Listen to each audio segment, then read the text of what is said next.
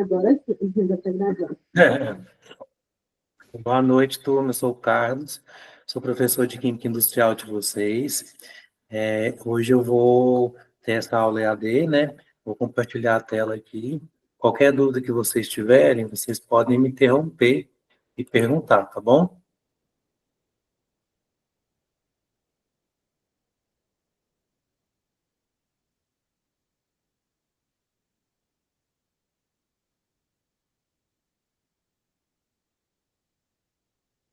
Vocês conseguem ver a tela? Sim,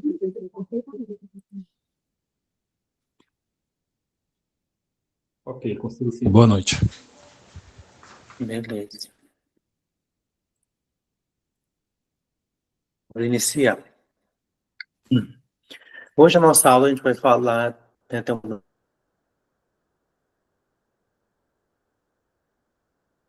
introdução, a gente vai falar sobre estequiometria industrial, sobre balanço de massa, energia, os conceitos envolvidos,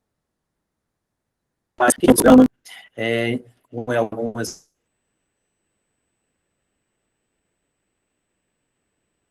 exemplos também. O que é um processo industrial clássico, a ecologia industrial, né? Como que é a questão ambiental deve poder ter o maior critério. O áudio tá ruim, tá picotando muito. Tá ruim? Deixa eu ver, a internet aparentemente está ok. Agora tá bom, agora agora tá ok. melhorou, professor. Melhorou? Tá bom.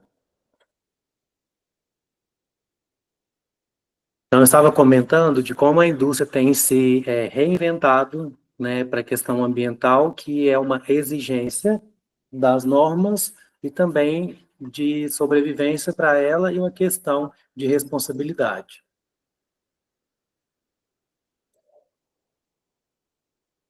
Então, o entendimento dos processos químicos industriais requer alguns conhecimentos técnicos, né? Então, quando a gente fala na indústria química, tem muitos conceitos aí que estão envolvidos, que é sobre estequiometria industrial, balanço de massa e de energia, as operações unitárias, os fluxogramas, a ecologia industrial, os processos produtivos clássicos e também tecnologias limpas. Então, tudo isso é o que a gente vai abordar na nossa aula hoje.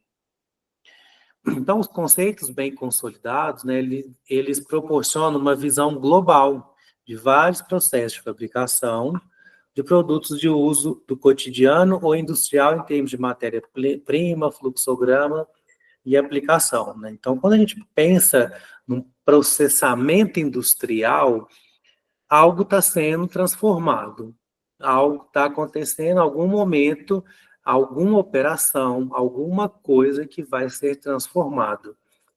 Então, eu entro com algo e estou buscando uma transformação em outra coisa. E, para isso, a gente precisa ter noção do processo como um todo, do que está entrando, do que está ocorrendo, o que está saindo. E qual o rendimento disso também? Por isso que a gente fala de estequiometria industrial, né? Quando a gente fala em estequiometria, é exatamente entender aquilo que está ali em contato, que está sendo transformado e o que está me rendendo. Então, compreende a resolução de problemas de processos industriais baseados nas informações elementares das substâncias envolvidas, né? Então, eu vou ter ali informações iniciais de quanto de massa, por exemplo, está entrando, quanto de calor que está entrando, quanto de calor estou retirando, quanto de insumo eu estou sendo colocado, precisa de mais, precisa de menos, o que pode aumentar meu rendimento, isso tudo vai ser avaliado pela estequiometria industrial. Eu trouxe aqui também uma analogia com algo que a gente já está acostumado, que é a estequiometria de uma reação química. Então, nessa primeira reação, eu tenho um ácido clorídrico reagindo com hidróxido de sódio, formando cloreto de sódio mais água. Então, uma reação química, a gente precisa de ter um balanceamento. Ou seja, a quantidade de reagentes ela tem que ser exatamente igual à quantidade de produtos, pensando no maior rendimento dessa reação. Então, tudo que eu tenho do lado dos reagentes, eu tenho que ter do lado dos produtos. E eu consigo ler essa equação da seguinte forma. 1 mol de ácido clorídrico reage com 2 mols de hidróxido de sódio para formar 1 mol de cloreto de sódio mais 1 mol de água. Isso que é a estequiometria de uma reação, eu vou falar das quantidades. O que eu posso pensar, por exemplo? Se em algum momento eu diminuir a minha quantidade de hidróxido de sódio, eu não vou ter o mesmo rendimento, eu vou ter algo que está limitando a minha reação. Então, a gente pode fazer uma analogia a isso no processo industrial. Eu posso ter algo ali que vai limitar o meu processo, vai mexer no meu rendimento. E aqui embaixo a gente tem um outro exemplo também da reação, onde a estequiometria não é 1:1 igual à primeira reação. A gente tem uma estequiometria onde eu tenho 2 mols de ferro reagindo com 1 mol de oxigênio mais 2 mols de água, formando 2 mols de hidróxido de ferro. Então, se em algum momento eu retirar o oxigênio desse processo, essa reação não vai acontecer. E se tiver menos, assim que acabar o oxigênio, ela vai ser cessada. Então, os problemas industriais, eles vão envolver princípios químicos, princípios físicos e também princípios físico-químicos. Então, um exemplo de um princípio químico, eu posso falar da síntese de um princípio ativo. Então, eu estou lá numa indústria farmacêutica produzindo um ativo que faz parte do medicamento que a população utiliza. Eu vou ter ali o inicial dos meus reagentes, das minhas matérias-primas, vou levar isso para um lugar onde vai ocorrer essa síntese, então vou ter um processo industrial, e aí vai ter as suas particularidades, que vai envolver reações químicas, né, reações aí com substâncias orgânicas, e aí eu tenho, então, é uma transformação daquilo que entrou gerando o princípio ativo que eu tenho interesse. Já nos princípios físicos, eu tenho aqui, por exemplo, uma filtração, ou seja, eu tenho uma substância que tem sólido nela e tem líquido. Eu estou querendo a parte líquida, eu posso simplesmente fazer uma filtração, ou seja, eu vou passar por um lugar, um filtro, onde a água vai passar e o que vai ficar retido é a parte sólida. Então, eu tenho aí algo que não transforma a matéria, ele simplesmente segrega. E um processo físico-químico, eu tenho um exemplo aqui que é o controle de pH para a solubilidade do fármaco. Então, aqui, o fármaco ele vai ser solúvel de acordo com o pH. Então, se em determinado momento eu não quero ele solúvel, eu tenho que deixar um determinado pH. Eu não estou fazendo grandes alterações, mas se eu mexer no pH, ou seja, estou mexendo na composição química desse recipiente, eu vou aumentar aí a solubilidade desse fármaco. Por isso que a gente tem um processo físico-químico. E aí, a termodinâmica e a cinética envolvidas nos processos faz com que a produção tenha resultados cada vez mais satisfatórios. Ou seja, o que vai reger o meu processamento industrial é justamente a termodinâmica e a cinética do processo.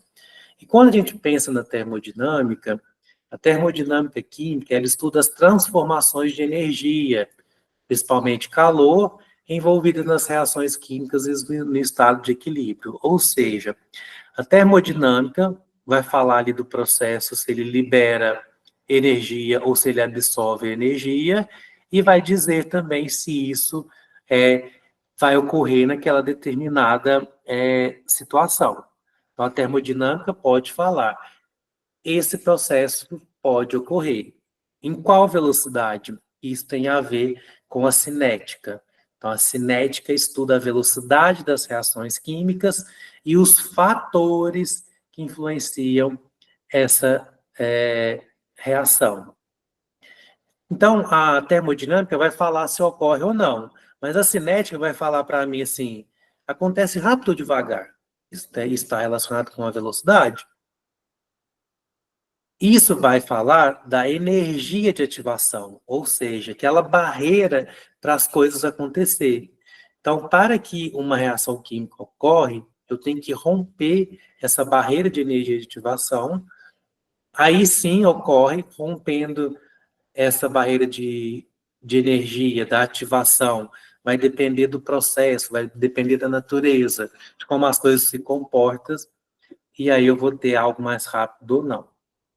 Por exemplo, como que a temperatura ou um catalisador afeta na rapidez de uma reação. Então, se eu tenho uma reação que precisa de energia, e eu estou dando pouca energia, ela está acontecendo. Se eu der mais energia, a tendência é que ela ocorre mais rápido.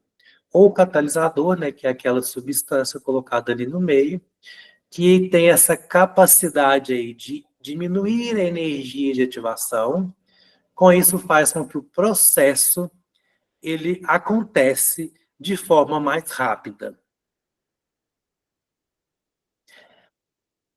Os principais problemas de um processamento químico requer o estabelecimento das funções que serão executadas. Então, eu tenho que avaliar assim, o que vai ser executado. A isso a gente tem uma nomenclatura de processo unitário. Das especificações dessas funções, e aí a gente atribui as operações unitárias, e dos materiais envolvidos para a construção e interação das diversas funções, e a gente está falando do processo de instalação, né? Então, eu vou ter algo que precisa ser estudado, que precisa ser instalado, que vai ocorrer de alguma maneira, de alguma forma, e como isso vai ocorrer. E aqui eu tenho o que seria uma definição no processo unitário. São conjunto de reações químicas que resultam nas transformações da matéria. Então, o processo unitário, ele está falando da transformação da matéria, ou seja, estou combinando algo que está transformando em outra coisa. Então, tem a mudança da composição química. E aí um exemplo é a polimerização. A polimerização é aquele processo onde eu estou gerando polímeros. Exemplos, plásticos. Os plásticos são polímeros. Então, eu saio ali de pequenos grupamentos que vão se conectando, criando grandes cadeias, formando os polímeros. Então, eu tive uma transformação. Eu tenho a fermentação, né? Que tem um exemplo da transformação. Eu tenho o plantio, a colheita da uva, que vai para a indústria e ocorre a fermentação e é armazenado, engarrafado. Então, nesse processo aqui, eu tenho o processo para gerar um vinho. Então, a uva se transforma no vinho a partir de processos, dentre eles o processo unitário, que é o exemplo da fermentação, onde eu vou ter a transformação da matéria. Outro exemplo que eu posso falar é a oxidação, né? Então, algo clássico da gente pensar numa reação de oxidação no nosso dia a dia é quando eu pego um material e esse material de ferro, por exemplo, o portão da minha casa, se tiver alguma ranhura, se ele não tiver pintado direito, se ele não tiver uma camada protetora, e eu tiver muito oxigênio, calor, temperatura, a tendência é que esse portão oxide. Ou seja, aquele ferro que está ali, aqueles metais que estão ali, eles vão se solubilizando. Ocorre uma reação de oxidação. E aí faz com que o meu portão estrague. As operações unitárias são etapas físicas utilizadas para separar, para purificar, para misturar ou transformar substâncias sem alterar suas composições. E aí a gente tem que tomar cuidado, porque muitas das vezes esses conceitos se confundem, é comum até na hora de falar e ter exemplos errados. Mas, por exemplo, quando eu tenho a filtração, como eu falei com vocês, a gente tem ali simplesmente um processo de separação. Professor, licença, Oi. desculpa te atrapalhar. O seu slide está todo de novo. Oi, o slide, não escutei. Não, o slide não está acompanhando? Para mim, tinha salvado no 10. Aqui também só estava só do começo mesmo, não consegui acompanhar não. Não, e agora? Agora tá ok. Tá ok? Depois do final, você só dá uma revisão aqui, até mais ou menos os 10 e 11, tá? Como? No final, se sobrar um pouquinho, você dá uma revisãozinha, do primeiro até o 10, pode ser? Ah, tá. Tá bom. Desculpa a introdução de novo. Então, a destilação também é um processo que eu vou transformar, né? Transformar não, que eu vou separar. Então, se eu estou destilando, eu vou separar por algum calor envolvido, e aí depois eu consigo recuperar isso. Então, a destilação, eu tenho lá uma mistura com 2 solventes. Vou fazer um processo de destilação. Eu vou aquecer numa temperatura que apenas um dos solventes tem capacidade de evaporar. Ele vai evaporar e eu vou ter um sisteminha para depois recuperar ele. E aí eu consegui separar.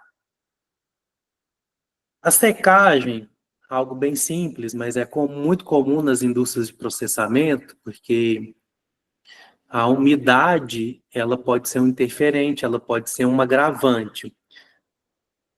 Então, a secagem, simplesmente aquecer e retirar a água daquele processo.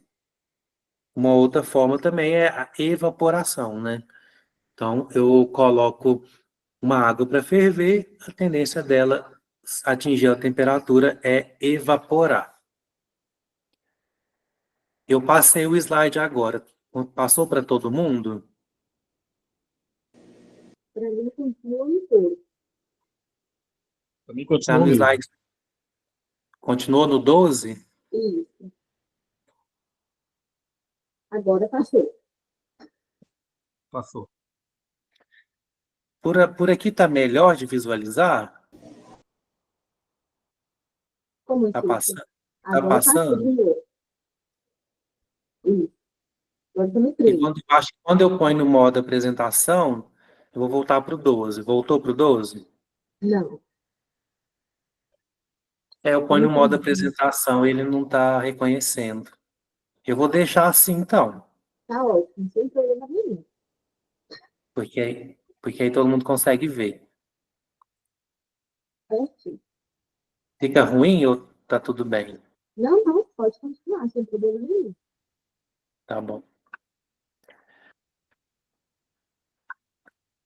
Então, a gente falou aqui, né, dos processos unitários, né, aquilo que transforma a matéria. A gente falou das operações unitárias, que são etapas físicas, mas que não alteram a composição. E também a gente fala do layout, né, do projeto de instalação.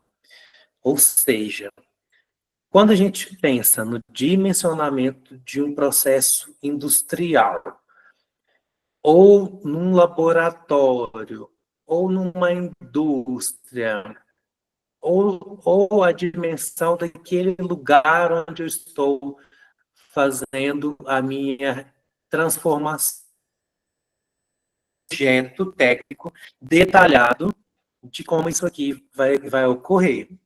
Inclusive, quando a gente pensa em alguns tipos de indústria, esse processo ele é até checado pelos órgãos competentes. Então, por exemplo, se eu tenho uma indústria que processa alimento, eu tenho uma indústria farmacêutica indústria responde a um órgão, que é a Anvisa. A Anvisa vai anualmente naquela indústria para avaliar como que está sendo as coisas, se está sendo feito da forma correta, atendendo os requisitos legais do país. Seu áudio deu uma cortadinha agora. O seu áudio deu uma Como que é? cortada agora. Repete a última frase, por gentileza.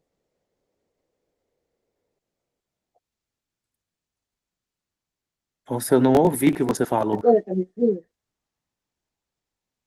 Agora O sim. seu áudio ele deu uma cortadinha, bem na última frase que você estava falando. Ah, tá. Eu vou tentar pegar um outro fone aqui para ver se fica melhor. Tá bom.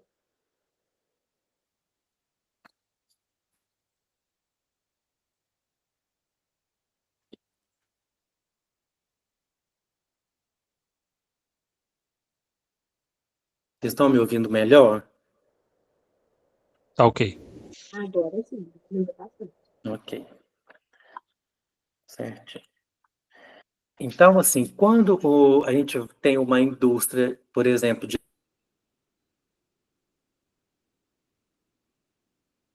alimentos, uma indústria farmacêutica, que o órgão competente é a Anvisa vai anualmente da legislação daquele país, no caso do Brasil. E uma das coisas que ela avalia é o projeto de instalação. Porque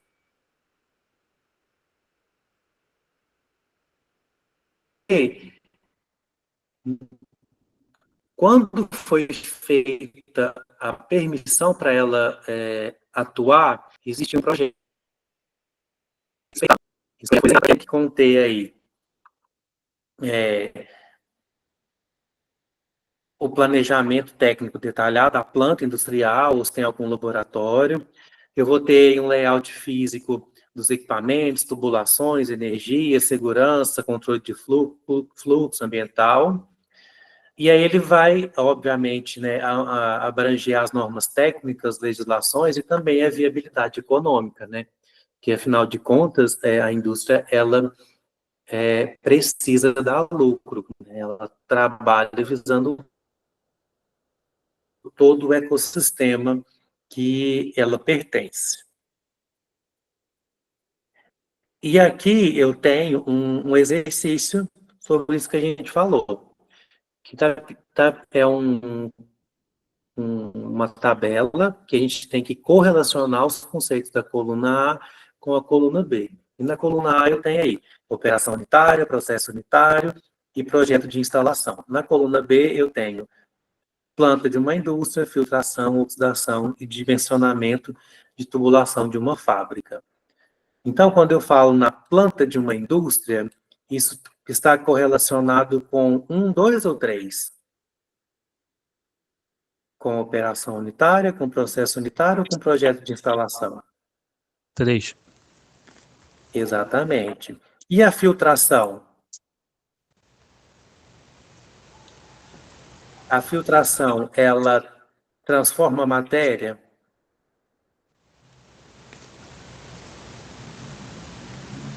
Não transforma, né? A oxidação transforma. Então, a oxidação é um processo unitário e a filtração é uma operação unitária. E o dimensionamento da tubulação de uma fábrica está correlacionado com o quê? Projeto. Com o projeto. Exato. Aqui a gente tem a resposta, ou seja, fica 3, 1, 2, 3. A filtração é uma operação unitária, pois ela não transforma, enquanto que a oxidação transforma, é um processo unitário. Certo? Dúvidas? Vamos seguir.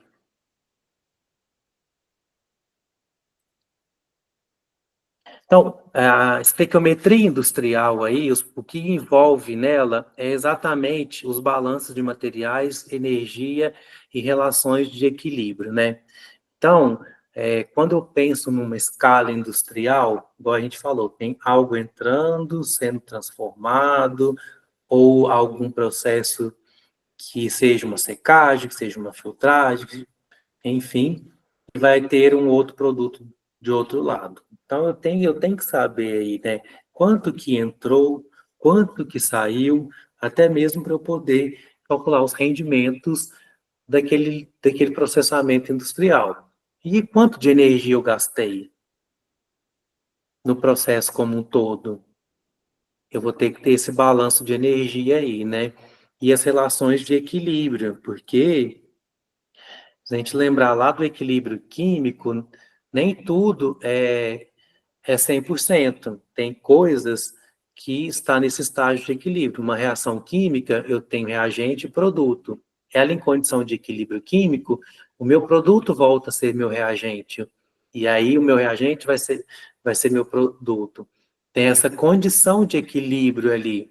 E aí no processamento industrial eu tenho que pensar nisso para eu deslocar meu equilíbrio no sentido de ter mais formação do produto que eu tenho desejo, do produto que eu tenho interesse, para eu poder ganhar no meu rendimento, ganhar em melhorias do meu processo. Então, o balanço de massa, ele é baseado na lei de conservação de massa. A massa não pode ser criada nem destruída, né? Já dizia o nosso amigo Lavoisier, que postulou que na natureza nada se perde, nada se cria, tudo se transforma. E a gente leva isso para dentro da indústria química também, para que a gente possa fazer as transformações, para que a gente possa fazer as operações.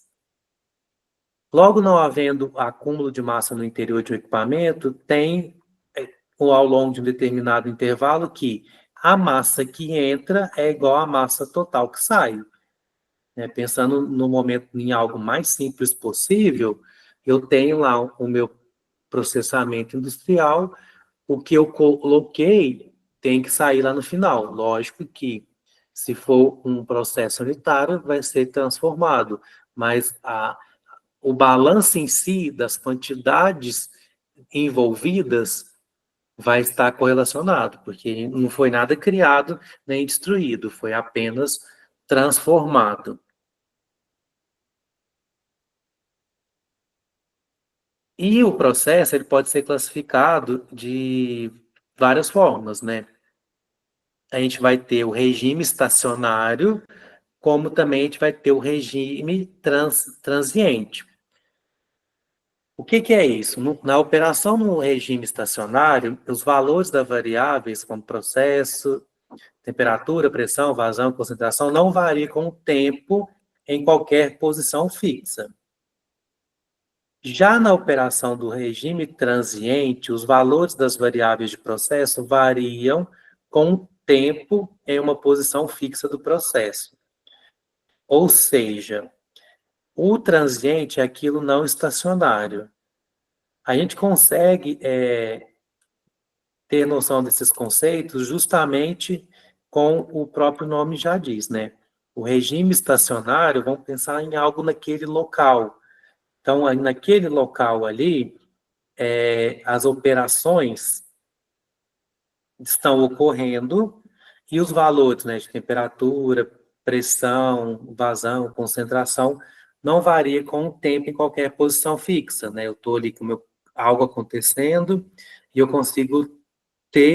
preciso ter controle, mas ele ocorre de forma estacionária.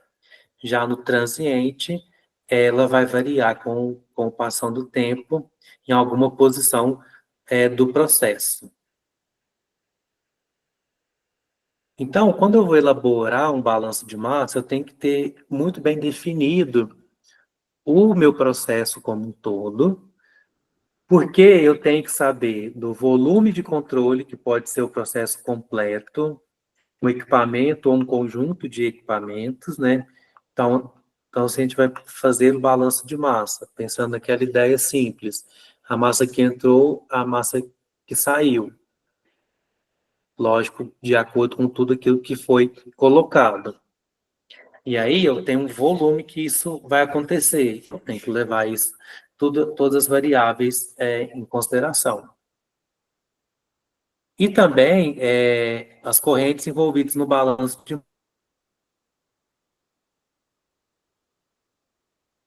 massa, que é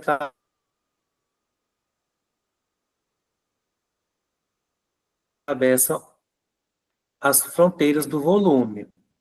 Então, ou seja, eu tenho algo que é endotérmico,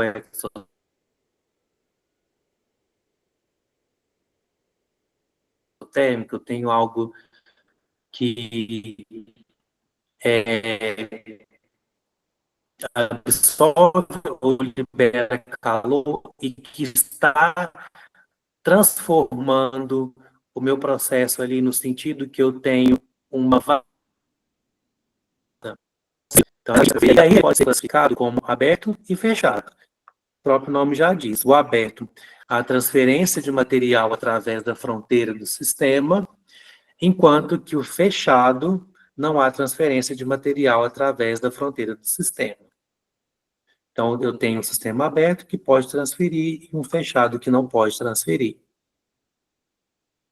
E aí a gente pode ter operação definida como batelada, contínua, semi-batelada, que é a mesma coisa de semi-contínua. Então, vamos ver quais são esses conceitos. Sistema batelada ocorre em etapa fechada, então é algo que vai ser fechado, que carrega com a matéria-prima, vai ter o processamento, aí no final de tudo eu abro e descarrego o produto, né?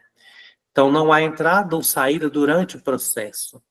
Algo está acontecendo ali. Então, eu vou fazer o meu medicamento, a síntese daquele princípio ativo. Eu tenho um grande recipiente onde eu coloco a minha matéria-prima, faço o que tem que ser feito em termos de processamento. No final de tudo, eu vou abrir isso e ter meu produto. Isso é um sistema em batelada. Enquanto que o sistema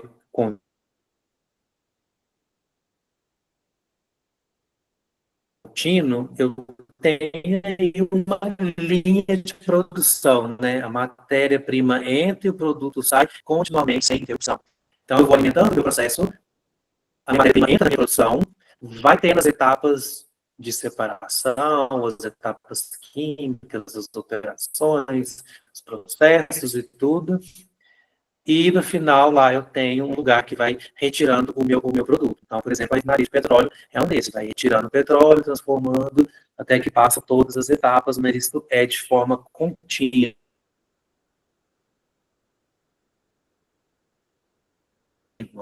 Ou seja, vai acontecendo a todo momento. Então, exatamente a combinação, né, dessas duas características. Pode ter uma entrada contínua e uma saída por batelada. Então, por exemplo, reações onde o reagente é adicionado aos poucos. Então, vai entrando a minha matéria-prima, o meu reagente vai sendo adicionado, adiciona um pouco, tem ali um momento para que ele interage, depois segue. Novamente, entrou minha matéria-prima, coloquei o reagente, e aí ele tem um momento ali de transformação, depois sai. Isso é uma semi-batelada.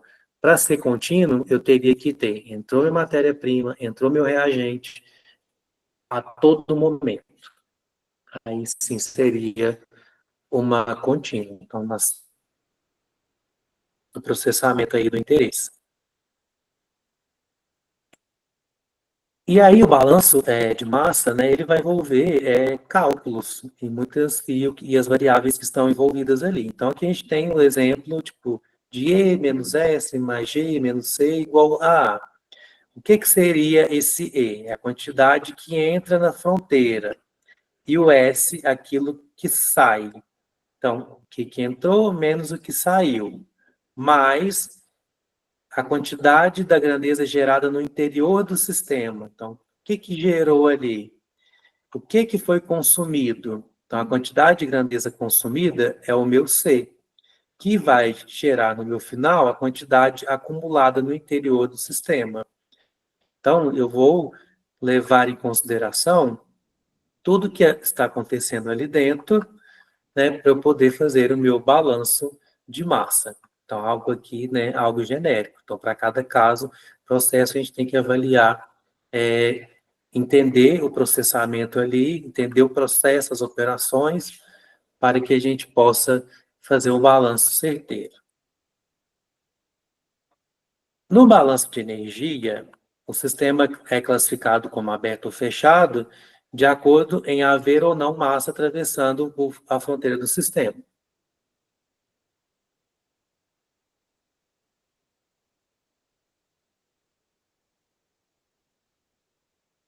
E é o que a gente já vem falando, em termos de aberto ou fechado, continua com o mesmo conceito. Então, o sistema fechado, desde que a energia não pode ser criada ou destruída, a equação do balanço transforma nessa seguinte maneira: a energia que entra é igual à energia que sai, menos o acúmulo de energia ali do processo. No balanço de massa de sistemas fechados, a gente tem entrada e saída são eliminados, pois não há matéria atravessando a fronteira, né?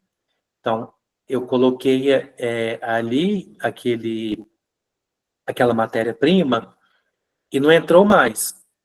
Então, eu vou ter um número cheio ali, não vai ser algo contínuo. E na saída também, depois de tudo, eu vou ter um número cheio do que está ali. No balanço de energia, já é possível transferir na forma de calor e trabalho através das fronteiras. Então, aqui, se eu tenho aquele sistema onde ele aqueceu demais, que é uma reação muito exotérmica, que é um processo exotérmico que liberou muita energia, eu vou ter liberação de calor. E aí esse calor, né, ele vai através, além das fronteiras. Então, dessa forma, o termo sai e entra não pode ser eliminado automaticamente. O termo acúmulo, no caso do balanço de massa, é dado pelo valor final menos o valor inicial. Então, quando a gente fala de energia, a gente tem três tipos de energia, que é a energia interna, a energia cinética e a energia potencial de tudo isso.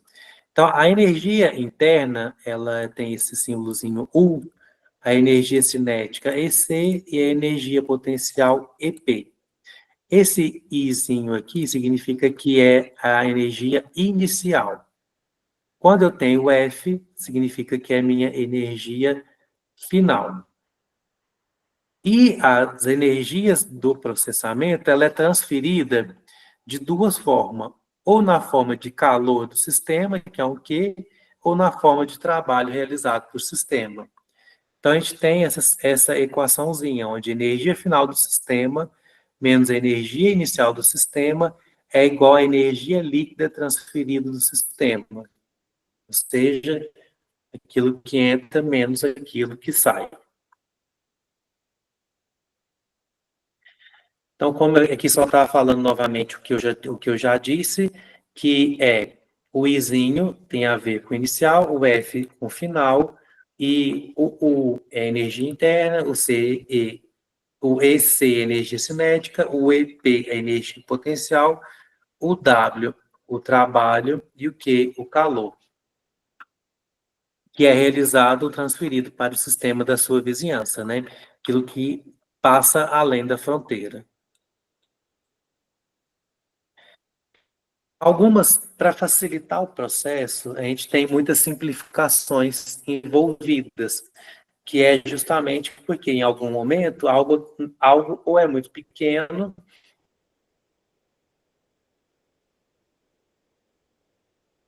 que pode ser eliminado, ou é constante e pode ser eliminado. Então, a energia de um sistema, ela depende completamente da composição química, do estado de agregação, se é sólido, líquido, gasoso, praticamente dependente da pressão para líquidos e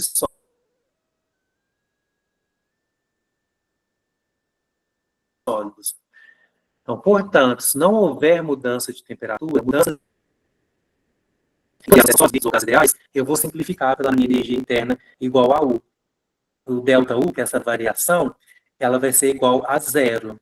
Então, aqui eu tenho a minha variação da energia interna, mais a minha variação da energia cinética, mais a variação da minha energia potencial, ela é igual ao calor mais trabalho. Então, se a minha energia interna é igual a zero, esse item aqui vai ser igual a zero. E quando que ela é zero? Quando tem essa situação, né? de pressão e gás eu tenho que saber avaliar. Se o sistema e suas vizinhanças estão na mesma temperatura, ou seja, ele é totalmente isolado, o meu Q, que é o calor, vai ser igual a zero. Ou seja, porque aquilo ali é constante, aquilo ali não mudou. Então, ele não vai entrar no meio, eu vou dar isso o valor igual a zero. Já o trabalho feito sobre ou pelo sistema fechado é acompanhado pelo movimento da fronteira contra uma força de resistência ou para uma geração de corrente ou radiação elétrica além de fronteira do sistema. Então, se não há partes em movimento nem geração de corrente, o meu trabalho vai ser igual a zero. E aí eu vou facilitar, né, o meu balanço envolvido ali, o meu balanço energético. Se ocorrem variações de energia potencial que não seja devido à diferença de altura, por exemplo, um movimento contra uma força de resistência elétrica, um campo eletromagnético, os termos para contabilizá-los devem ser incluídos no termo de energia potencial da equação. Por isso que eu tenho que entender meu sistema para ver as energias envolvidas e como que elas estão se interagindo, para saber o que eu vou poder somar, o que eu vou poder zerar e o que eu vou igualar. Então, o balanço de energia requer muitos conceitos físicos, porém, na prática de um processo químico, o maior interesse é avaliar o custo total, né? A ideia é essa, né? O custo final, porque esse custo vai, pelo próprio nome já disse, né? Impactar muito a transformação. E além de preocupação na forma de disponibilidade dessa energia também.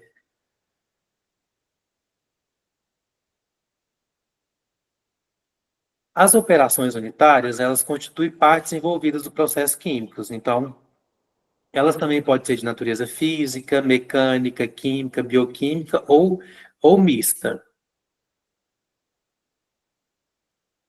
As operações unitárias, elas podem ser preliminares de conservação, de transformação, e aqui abre um parênteses daquilo que eu falei, que a gente tem que avaliar os conceitos, né, para ver se essa transformação for química ou não, se tiver mudança na composição, falando de um processo unitário, separação e algo complementar. Então, assim, uma operação preliminar, ela é realizada antes de qualquer operação, né? Algo que foi feito ali antes para que aquilo entre no processo. E a gente tem várias delas. Por exemplo, o branqueamento. O que é o branqueamento? Então, se eu pegar um vegetal e ele tem tendência a sofrer oxidação com a própria ação do tempo.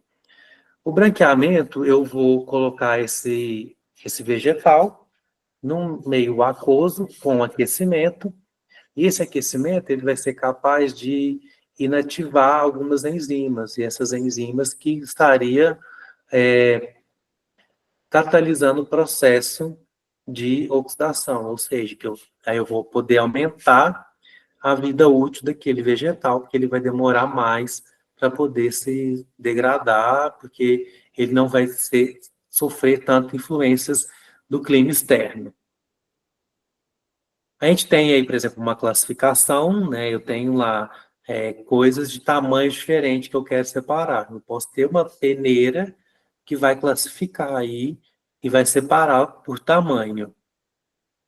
Eu tenho a eliminação de indesejáveis, ou seja, eu tenho algo no meu processo ali que vem do campo com muita pedra. Eu vou ter uma operação para ficar retirando pedra, porque eu estou interessado na matéria-prima do campo, não na pedra.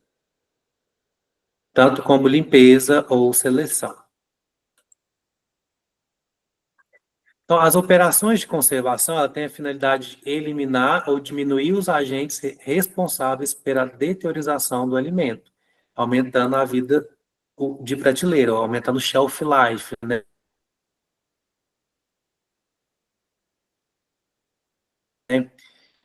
Então, assim, quando eu tenho aquela operação de conservação, do branqueamento, está envolvido nisso também. Ou se eu tenho algo que vai congelar. eu estou congelando, eu estou aumentando a vida de prateleira daquele produto, o shelf life deles.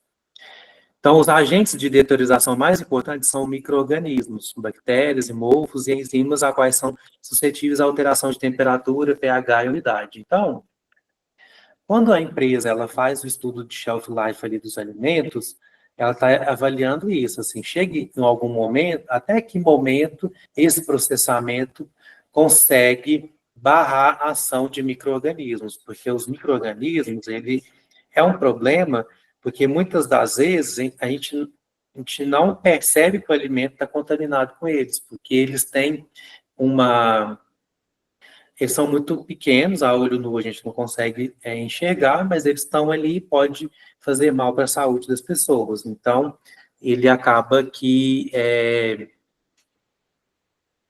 pode gerar um mal muito grande, mesmo que a aparência do produto esteja boa. Por isso que essas etapas são para garantir que ele não tenha o crescimento de micro-organismos que podem ser danosos à saúde do consumidor.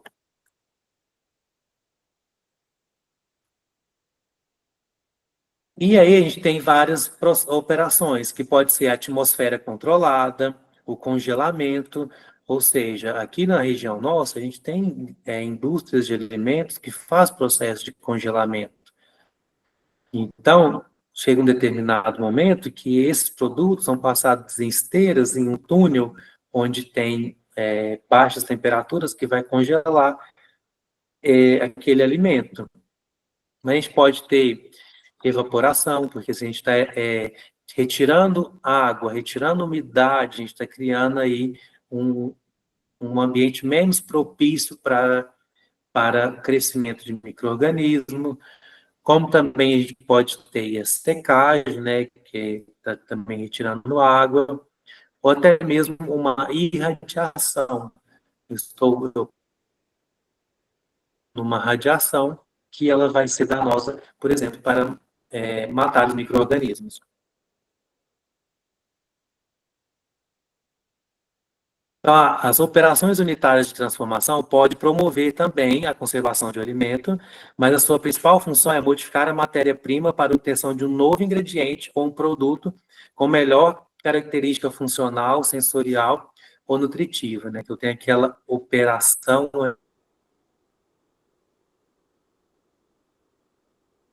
ali, que eu vou, por exemplo, secar algo, vou adicionar um sabor, e aí eu vou deixar aquilo com característica melhor. Tem alguns exemplos de operações de transformação, que é a homogeneização, a redução de tamanho, que está muito bem relacionado com a moagem ali, que eu tenho, eu estou pegando aqueles materiais, misturando eles para poder estar uma redução menor, um tamanho de partícula menor, e aí eu vou ter uma mistura melhor, mais homogeneizada, como também eu posso fazer algum tipo de tratamento térmico, mexer com temperatura, uma emulsificação, uma gelificação para congelar esse produto.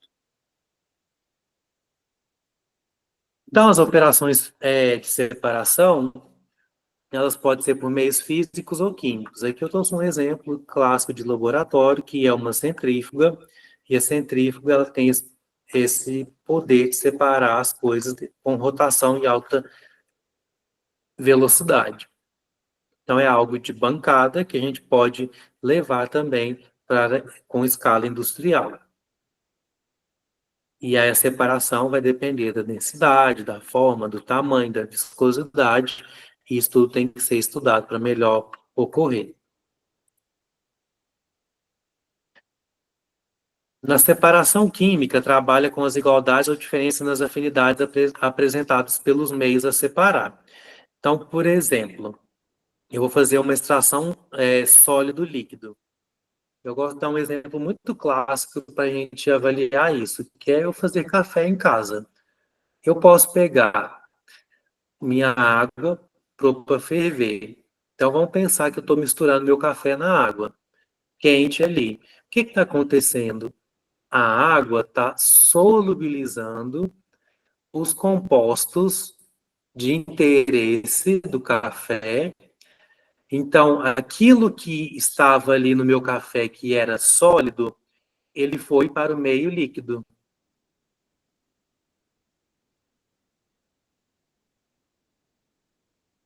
Eu extraí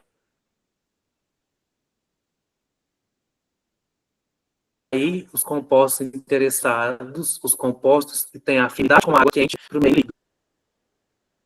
Mas complementares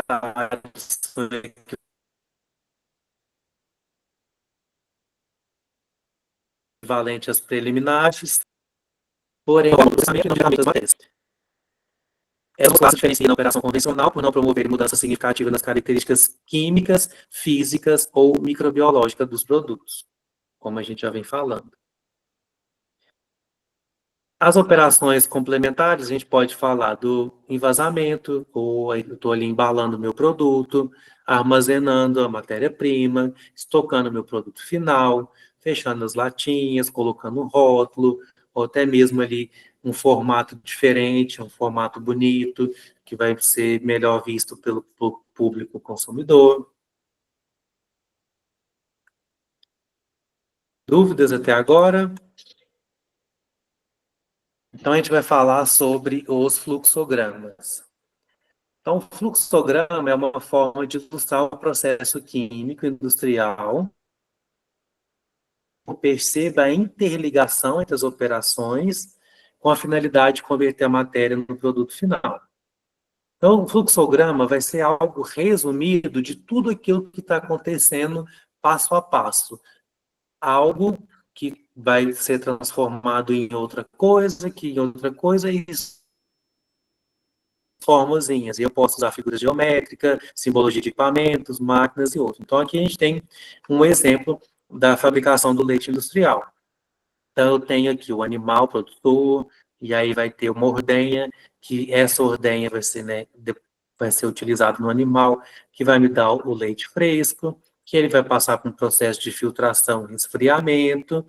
Esse leite filtrado e resfriado vai passar por um processo de padronização.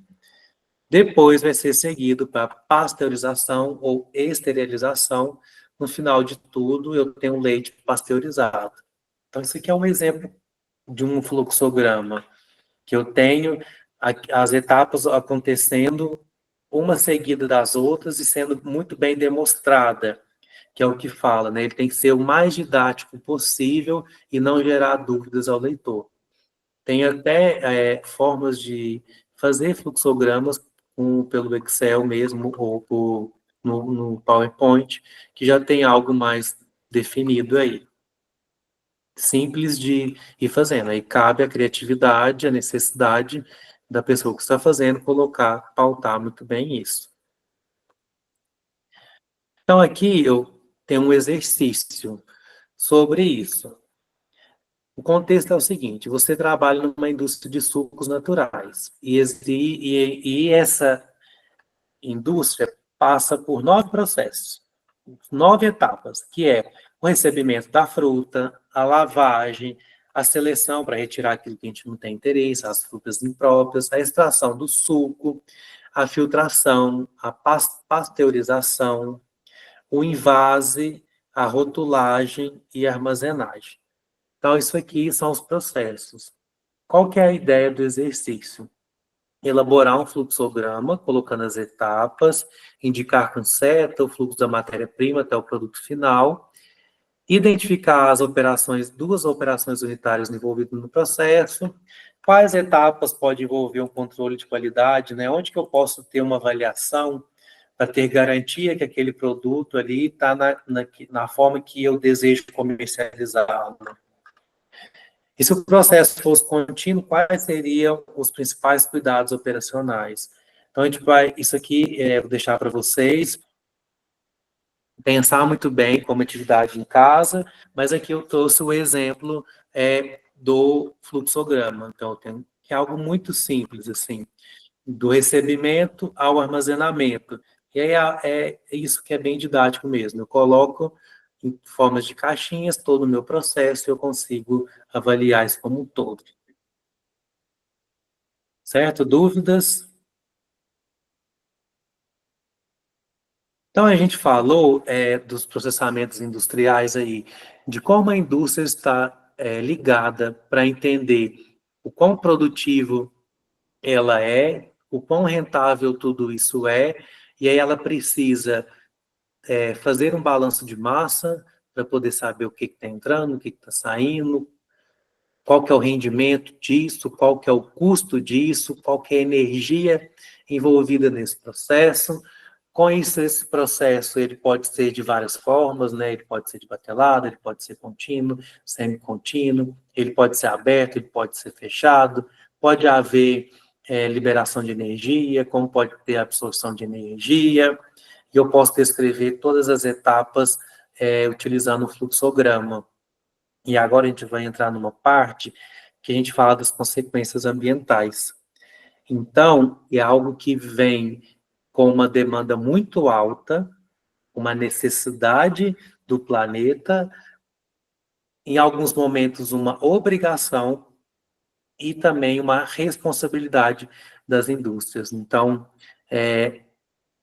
os desastres ecológicos, a degradação ambiental, a ganância por produção e lucro tem que ser levado em consideração numa indústria, que a ideia é que a gente tenha tudo isso e a gente pode ser sustentável.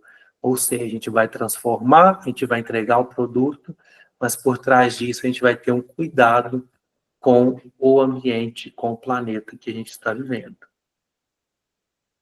Então, no processo clássico industrial, eu estou colocando a energia, a minha matéria-prima, vai ter o meu processo que vai gerar um produto. Nesse processo, eu vou ter algo ali que não faz parte do meu produto, que vai ser direcionado e eu vou ter que dar uma finalidade para isso. Posso fazer um tratamento e utilizar como resíduo, por exemplo.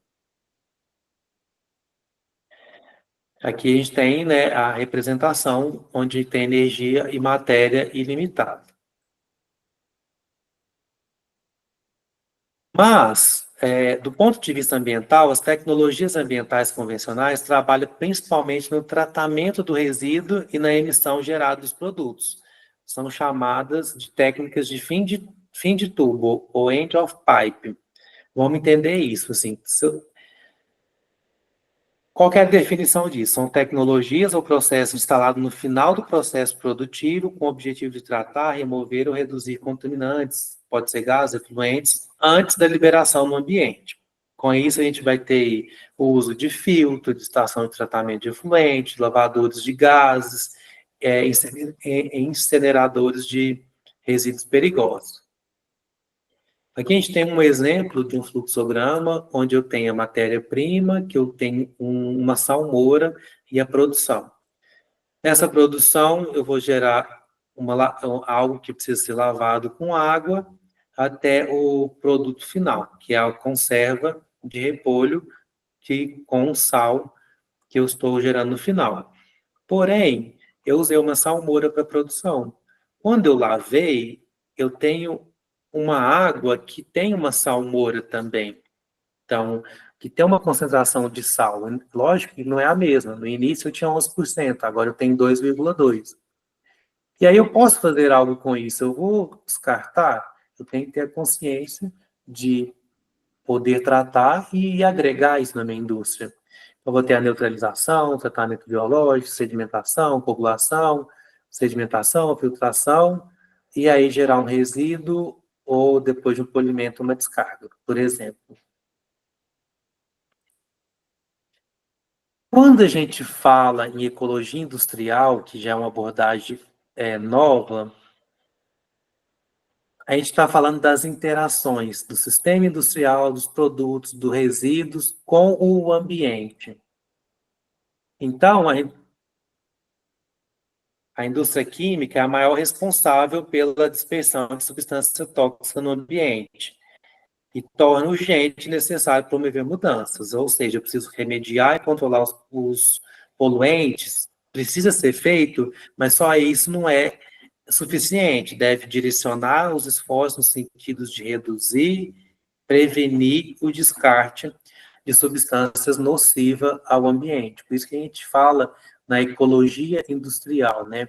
Eu não estou pensando puramente no meu produto final, eu estou pensando no meu produto e em todo processamento eu estou pensando em fontes de controlar os poluentes que ele está na escala industrial em algum momento gerando algum dano. Então, a ecologia industrial propõe fechar ciclos, considerando o sistema industrial não interage apenas com o ambiente, mas ele faz parte dele e depende dele.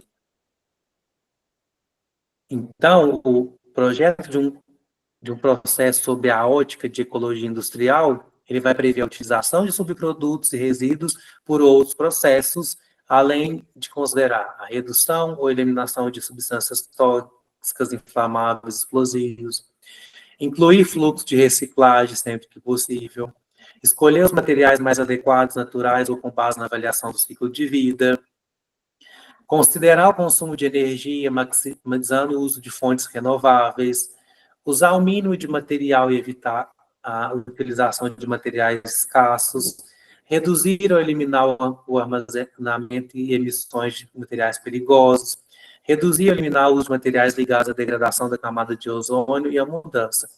Então, está vendo que a indústria, quando ela está numa ecologia industrial, em todas as etapas, ela tem que pensar no ambiente. Como está o ambiente, como que eu posso minimizar ou reduzir ou até mesmo eliminar essa problemática para o ambiente, pensando em algo sustentável, pois a indústria, o processo faz parte do todo. Então, pensando em tecnologias limpas, de forma geral, propõe-se definir como tecnologia mais amigável ao ambiente aquela que substitui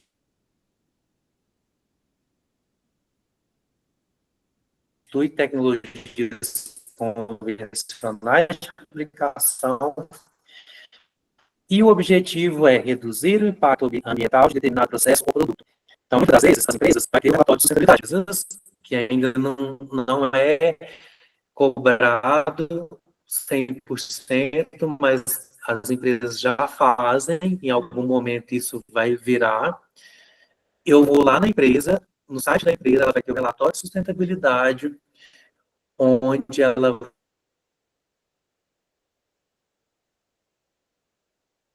vai pontuar todas as ações que ela faz em relação ao ambiente, em relação a reduzir, eliminar ou retornar de forma ambientalmente correta, melhor empregado algum tipo de resíduo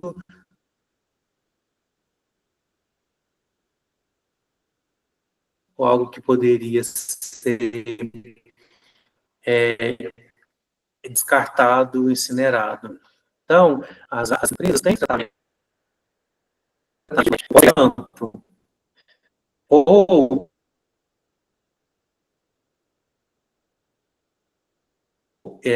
eu posso passar isso para uma outra empresa, fazer isso para mim também. Então, eu tenho um resíduo que pode ser levado para a nutrição animal. Então, ele vai ser direcionado para a nutrição animal. Ou, por uma forma de energia mais limpa também, eu tenho um resíduo que ele veio, aí eu posso compensar isso no processo industrial renovável também. A ideia de otimizar processos, caracterizar todas as operações de uma indústria, acompanhar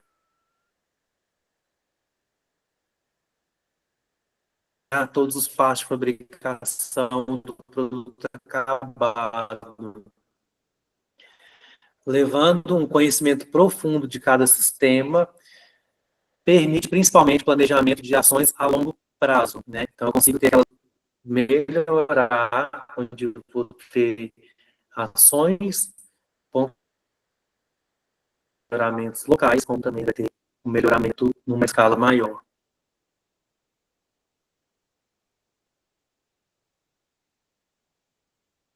Nesse contexto, a analogia entre sistemas industriais e ecossistemas vem ganhando força e levando em consideração sobre as interações dos sistemas com o ambiente, né, com o meio ambiente.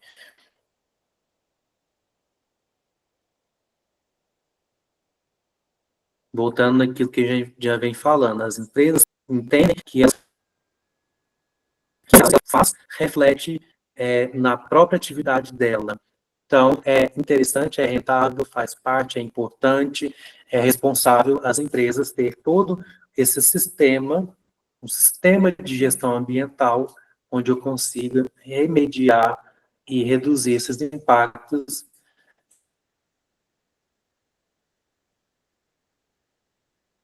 e falar até mesmo das pegadas de carbono aí, que é um termo utilizado justamente para avaliar os equilíbrios enquanto reverter. Então, aqui a gente tem um exemplo do ciclo da vida de um produto da indústria química, que é o processo do metanol. Então, no processo, tem uma contribuição onde pode considerar que a água utilizada para irrigação ou água da chuva é necessária para o crescimento da biomassa e a área do terreno necessária para o crescimento ou reflorestamento. Então, falando no ciclo de vida do metanol, eu vou avaliar essas contribuições da água que foi utilizada para irrigação ou água da chuva necessária para o crescimento dessa biomassa. Nessa fase, então, ocorre a emissão de O2, né? Então, se eu tenho lá uma biomassa e ela está crescendo, ela precisa do CO2 e liberar O2, que isso faz o que uma planta ser renovável. Mas também eu vou ter uso de fertilizantes, herbicidas, pesticidas, utilizados no cultivo da biomassa, que eu vou levar em consideração no meu processo. Na produção do álcool, que é o metanol, pode observar a utilização de matérias-primas, que é a biomassa e o óxido de cálcio e água, e a geração de subprodutos. De fertilizante poderia ser utilizado na primeira etapa, as emissões de CO2, né, o dióxido de carbono e enxofre. Então, a avaliação do ciclo de vida útil do metanol inclui o uso onde são consideradas as emissões de carbono, CO2, e o uso de água.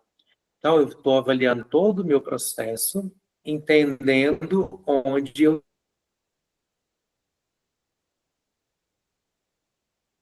tenho os ganhos, onde eu tenho as perdas, para poder fazer esse balanço em relação às condições ambientais ali, envolvidas nesse processo.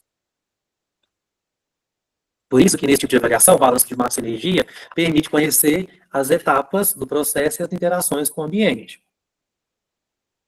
Então, as interações de extração de matéria-prima para fabricação até o descarte podem ser avaliadas, alteradas e melhoradas com fechamento de ciclos.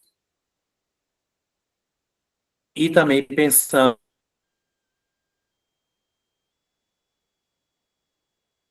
em troca para processos ambientalmente benignos, ou seja, atribuídos à química verde, onde eu vou ter aí essa utilização que eu posso trocar um solvente derivado do petróleo para um solvente derivado de algo renovável. Vamos estudar e avaliar o quão benéfico é isso. A gente sabe que muitas das vezes não. Esse não é o caminho, mas pode ser um dos caminhos.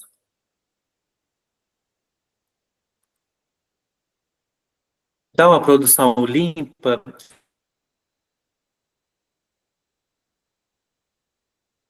ela significa aplicação contínua de estratégia econômica, ambiental e técnica aos processos de produtos, com o objetivo de aumentar a eficiência no uso de matéria-prima,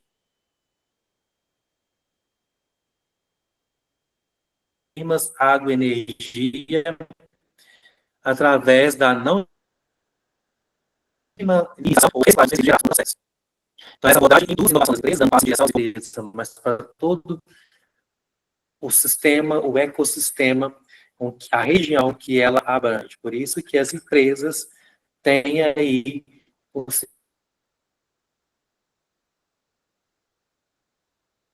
seus sistemas de gestão ambiental, está preocupado com todas essas etapas de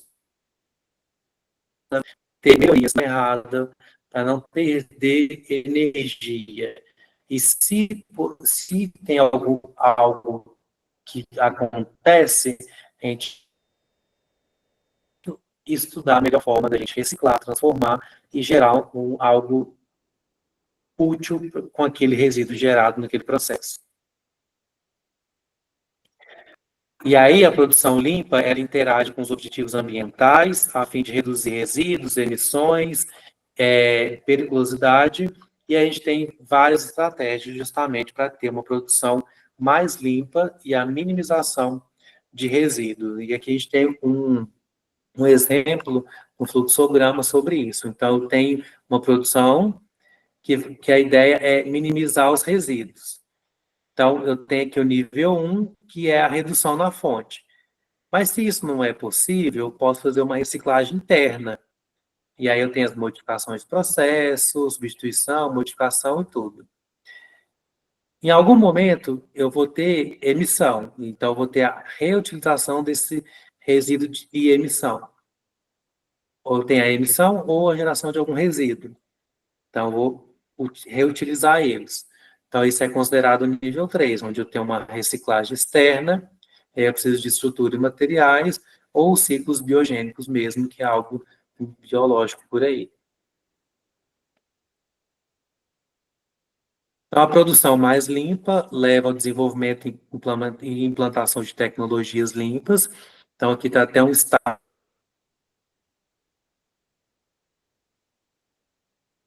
parte aí também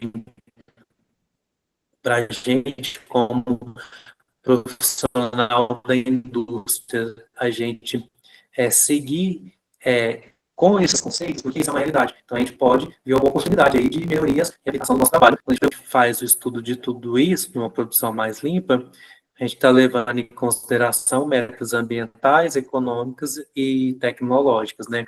A gente não vai deixar de investir em tecnologia, a gente tem interesse em custo e receita, então a gente está aí ligado com a economia do sistema,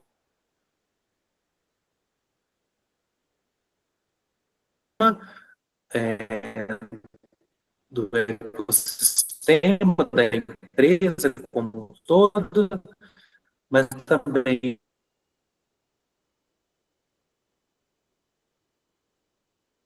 a gente quer que isso seja sustentável, que tenha longevidade na atividade, porque então, a gente tem uma ideia, né? Eu tenho energia, matéria-prima, o meu processo e o meu produto, que é que a gente já viu essa imagem. Eu gerei algo secundário aqui, antes do meu produto principal, e eu posso reciclar isso. Eu volto ela para o processo ou eu gero um produto secundário. E às vezes tem indústria que esse processo secundário, ela consegue ter um olhar, ou ela consegue gerar algo valioso, que aquilo que para um seria um descarte, para outras aplicações é uma aplicação nobre. E aí a gente tem um excelente cenário. Só no final de tudo, se esgotou as nossas possibilidades, a gente volta para a reciclagem, tratamento, e aí esse resíduo, de fato, vai ter sua destinação adequada. Tudo isso a gente está preocupado justamente com a água do planeta. A gente sabe que o planeta Terra, a maior parte dele é água, né? 60% do homem é água, do planeta também é água, né, aproximadamente. Então, a gente somos altamente dependentes de água, os processos industriais são altamente dependentes de água. O cientista estima que 3/4 da massa do planeta é só água, porém, mares e oceanos têm cerca de 97,4% da massa de água e aí a gente tem água salgada. Não é uma água pronta para o consumo. Então, 2% da água está na forma de neve ou gelo no topo das grandes cadeias de montanha, e apenas 0,6% do total encontra disponível como água doce nos aquíferos subterrâneos, rios, lagos e na atmosfera como vapor de água. Então, por isso que a água é sempre falado e é um recurso fundamental em muitas atividades das indústrias, e ela tem que preocupar com isso, porque para que a indústria ocorre, aconteça, tem os processos envolvidos dela, se ela precisa de água, ela precisa pensar nisso. Por isso que muitas das vezes tem tratamento no próprio local para ter essa água. Então, quando a gente fala assim, a maior parte do planeta é água, realmente é água, mas é água salgada. Hoje em dia, nós temos tecnologias para dessalinizar essa água, temos, porém, gasta muita energia, não é algo tão disponível assim.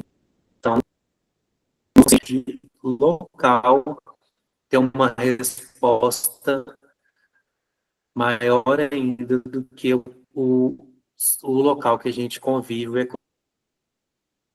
está inserido. Então, aqui fala exatamente o que eu falei, a maior parte das águas subterrâneas encontra em condição inadequada, como profundezas que inviabilizam a sua exploração. É fundamental para a humanidade e a sua própria sobrevivência que valorize a preservação dos recursos hídricos. E hoje o mau uso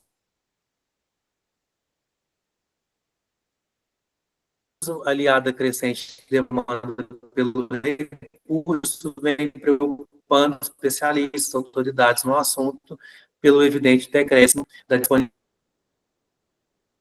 Então, pensar em água, sim.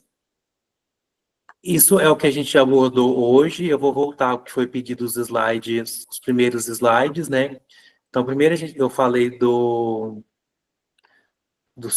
que seria abordado. Essa parte aqui eu vou tirar, porque eu tirei ela, para não ficar muito longo. No primeiro slide eu apresentei os termos que a gente falou nessa aula, das estequiometrias, dos balanços, fluxograma das operações, concluindo com a parte de tecnologia limpa. Tudo isso é uma visão global, né? Pensando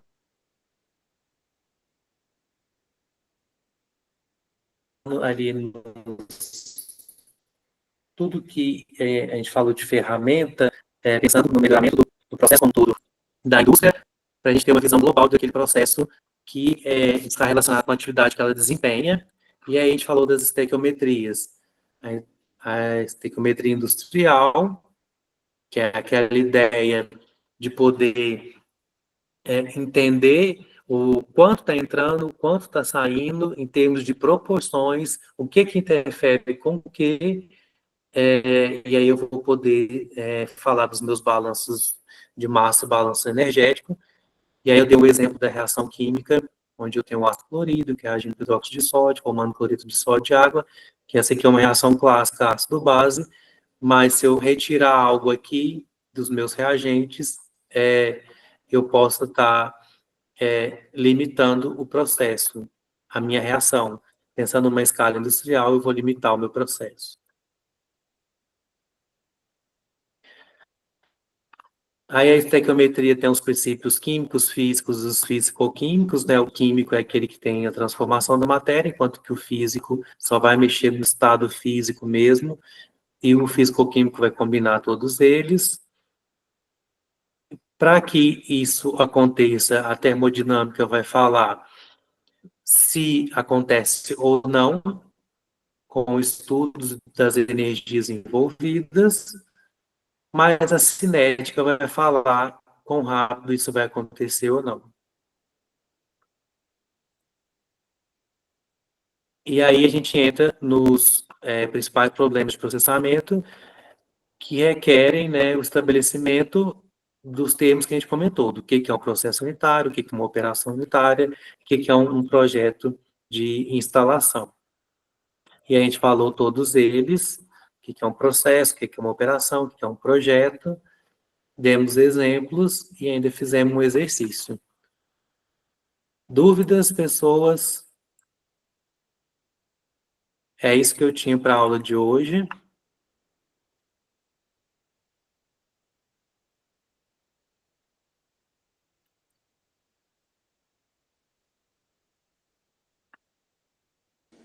Pessoal, alguma dúvida?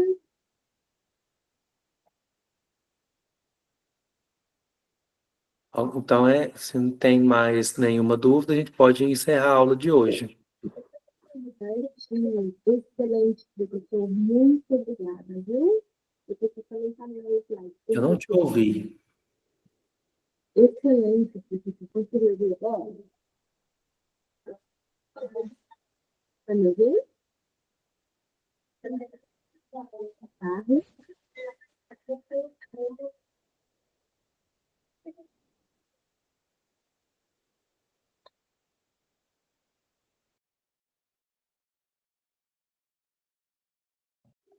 Boa noite para todos.